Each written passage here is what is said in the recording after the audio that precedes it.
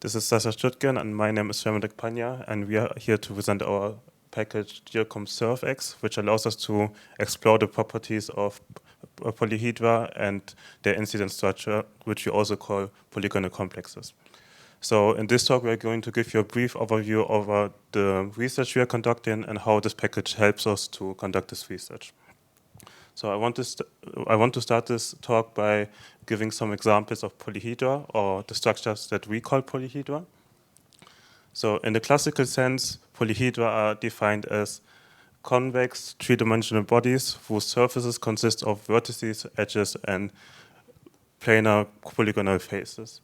But we loosen up this definition and also consider structures that are not convex as polyhedra, and also structures that have a boundary, which are open, as you can see in this picture. And by giving the vertices, edges, and faces names and describing their incidence structure, we can all describe them as polyhedral complexes or polygonal complexes. So on the one side, we have this purely combinatoric, like this abstract description of this polyhedra, and on the other side, we have this geometric description.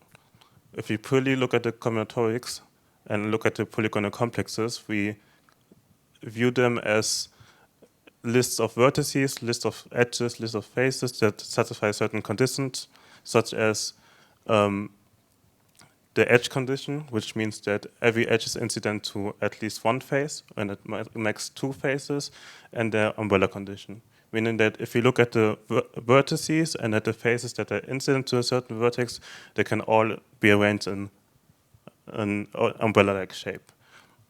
And if our list of faces has an n-element face, we call it a polygonal complex or polyhedral complex.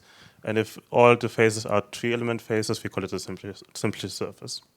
So with this, we can also look at the geometric meaning or view of our polyhedra, which is the polyhedral complex, which describes the incidences, and a coordinate matrix, which lives in R to the D times the number of vertices, where D is in most of the cases set to 3, because we look at embeddings or polyhedra in the three-dimensional space.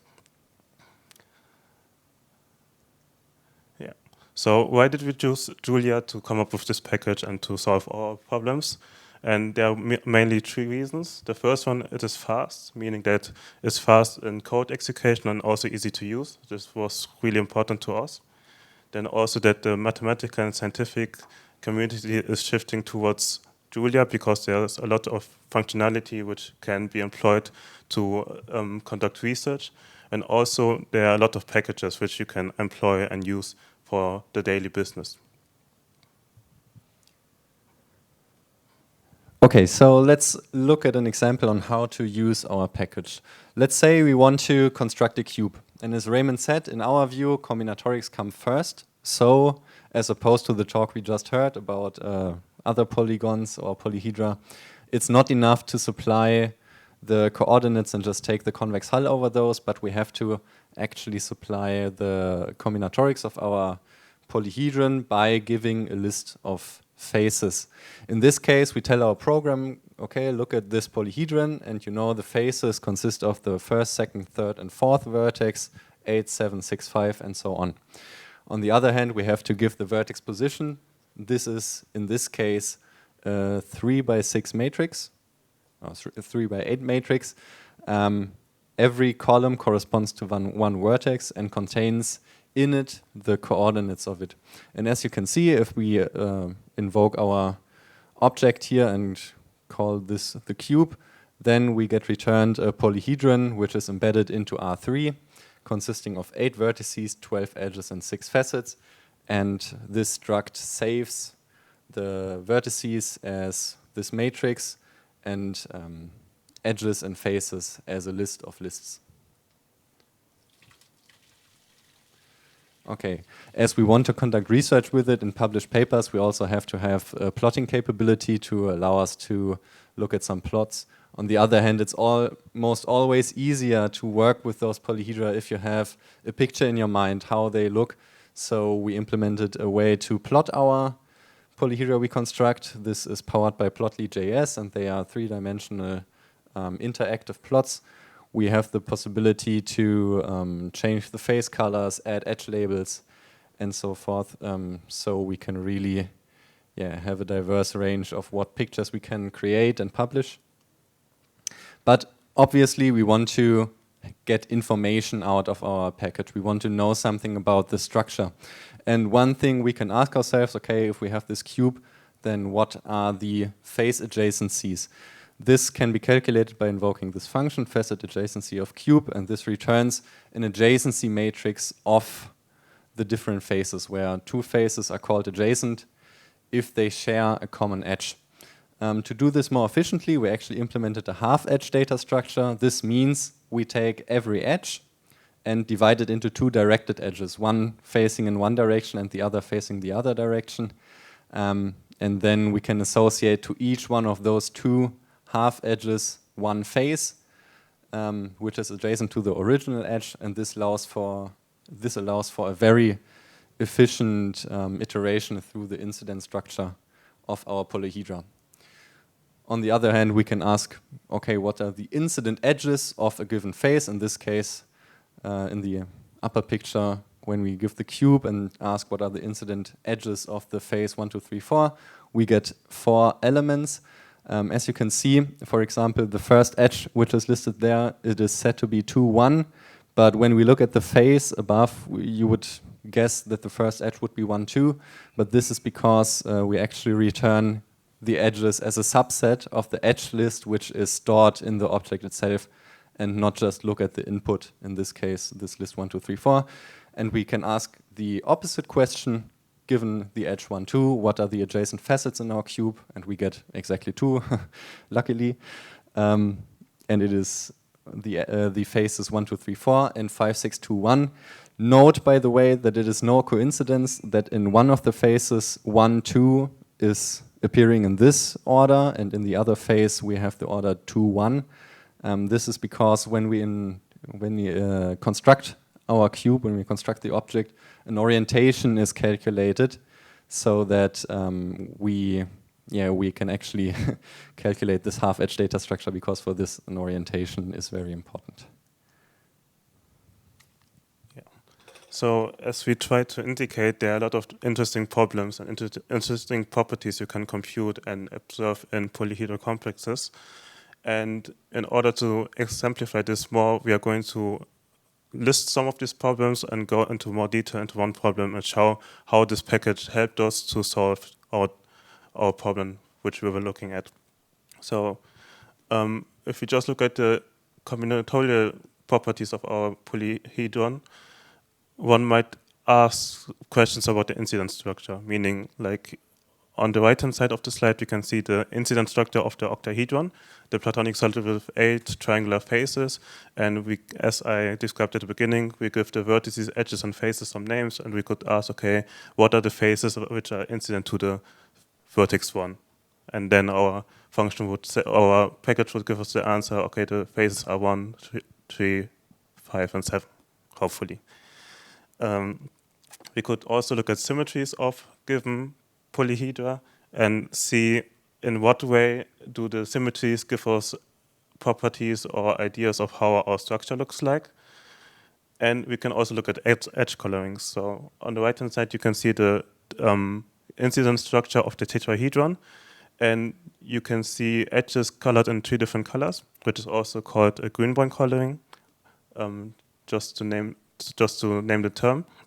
And although these colorings are purely combinatoric, they have a geometric meaning that different edge colors correspond to different edge lengths in the polyhedron.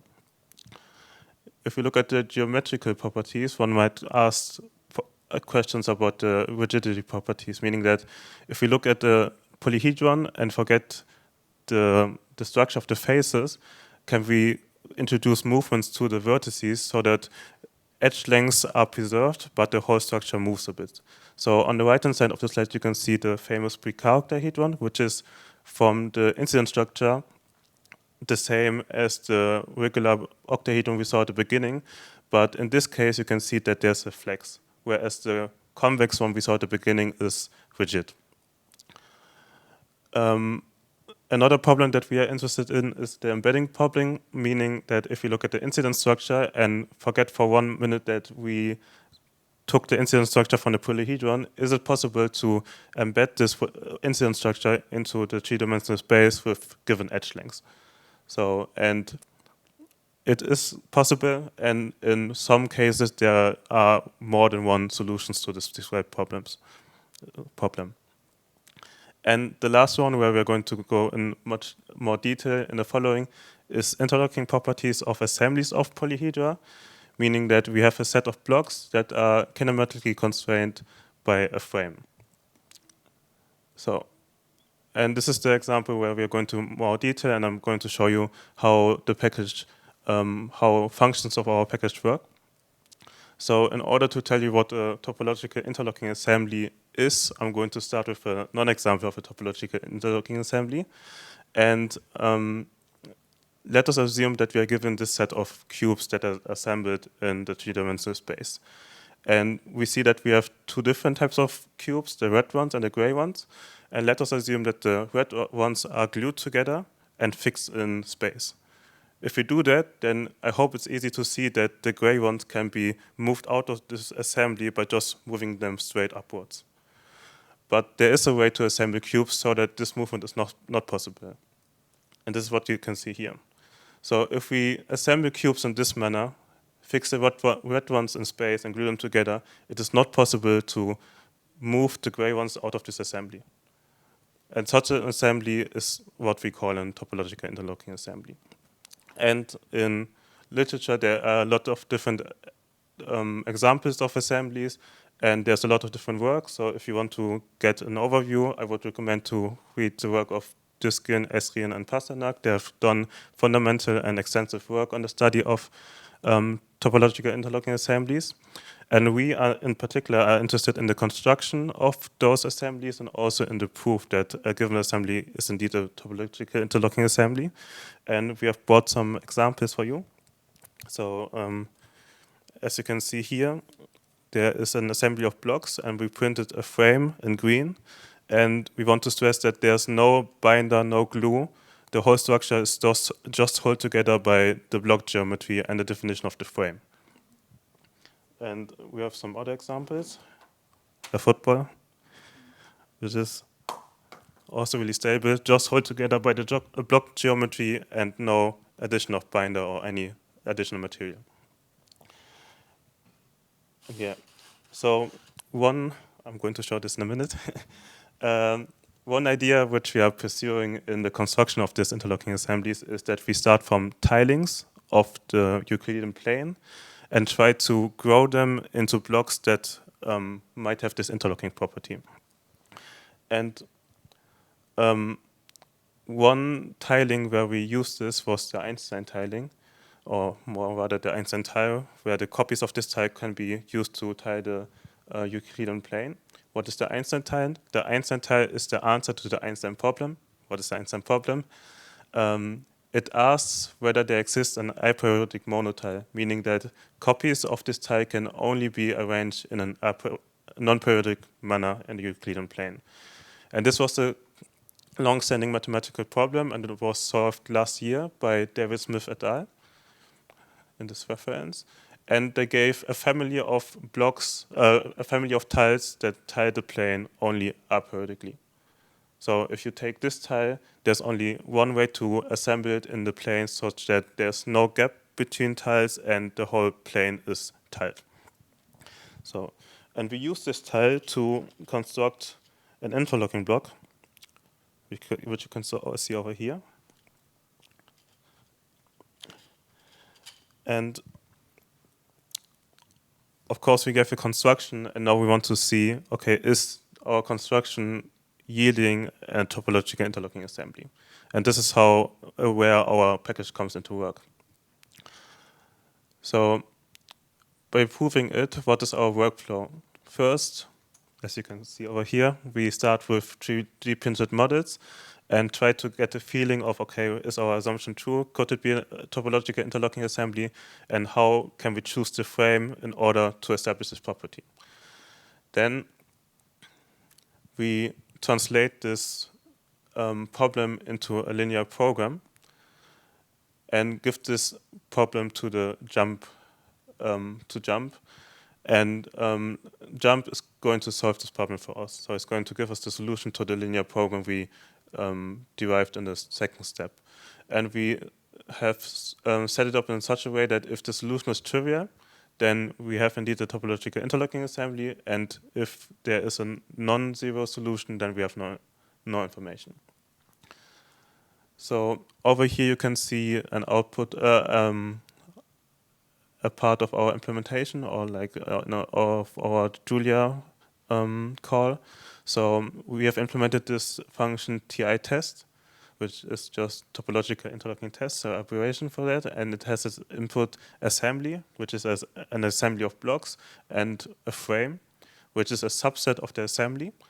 And by calling this function, we are going to do this processing and deriving this linear program. And at the end, you can see this information for us that yes, the assembly is topologically interlocked. Okay, and one might think that our journey ends here. So after constructing, proving, and getting this output, that our work is done. But that this is not the case, because we are part of the collaborative research center CRC-TRR 280, where we are in contact with civil engineers to actually come up with new approaches to construct structures with carbon concrete. So this is part of our research team in Aachen.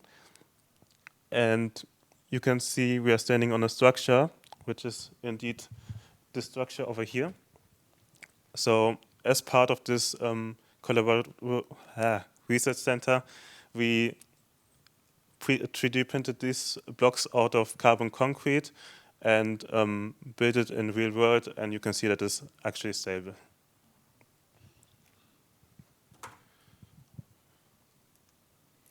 All right, let's go over some other features we've already implemented into our package.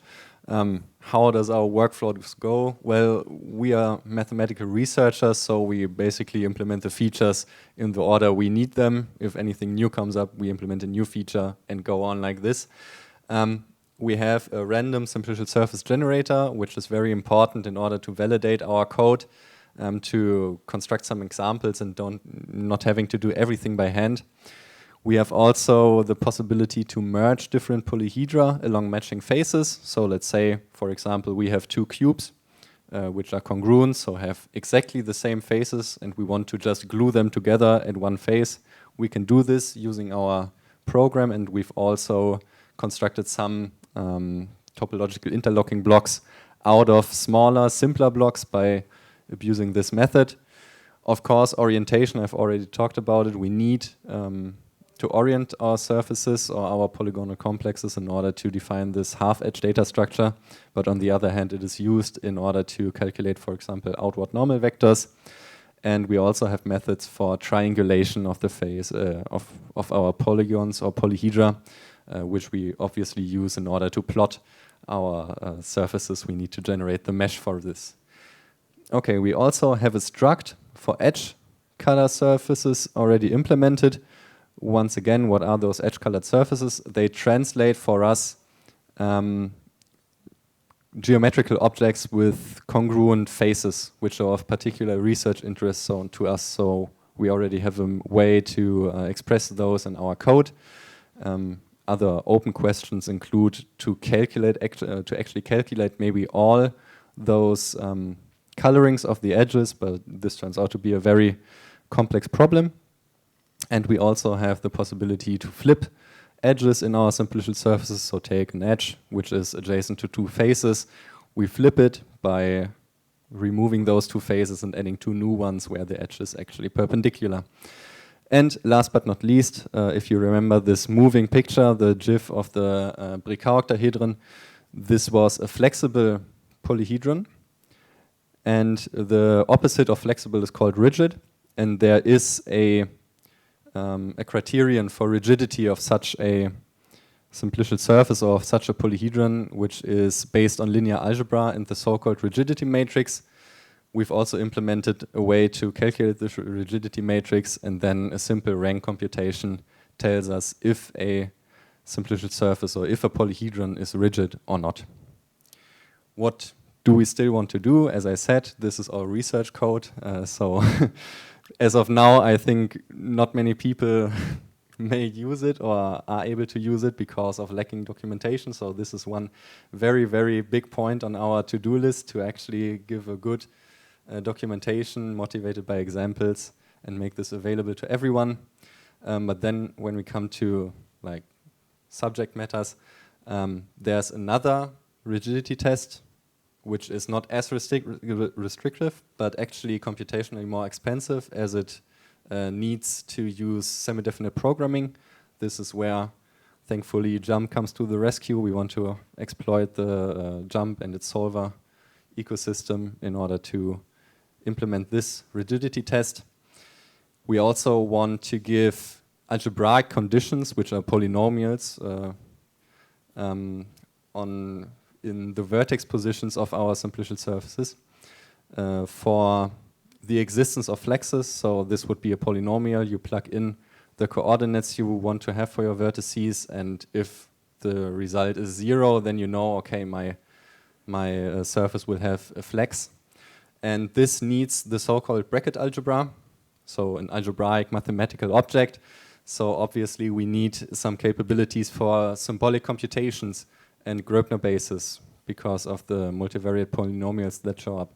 And thankfully Julia also has already some packages which do this for us. We have abstract algebra for handling multivariate polynomials, Gröbner.jl for Gröbner basis computations, and I want to emphasize also the OSCAR project, which is a computer algebra system which is developed on top of Julia, combining the capabilities of multiple computer algebra systems, and is also a German Research Foundation funded project and co-developed by people along our floors in our office, so that's also great.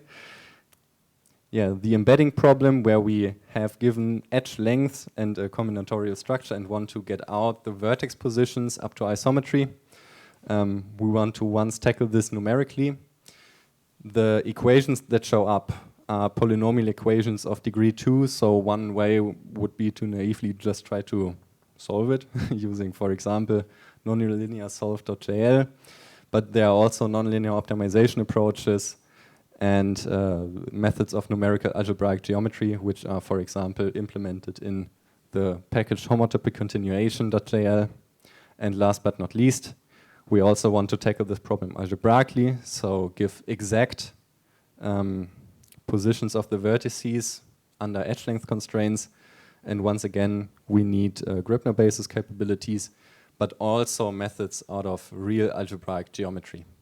Okay, so what I want you to take away from this slide is not the details of everything, but more so the right side, that you see, okay, we really are able to exploit the Julia ecosystem, and we are very thankful for the work many people put in, and for this great programming language and the community around it, that we are able to just take somebody else's code, adjust it to our problem, and put this all together in one package. So thanks a lot for listening to us, and now we are happy to answer some questions.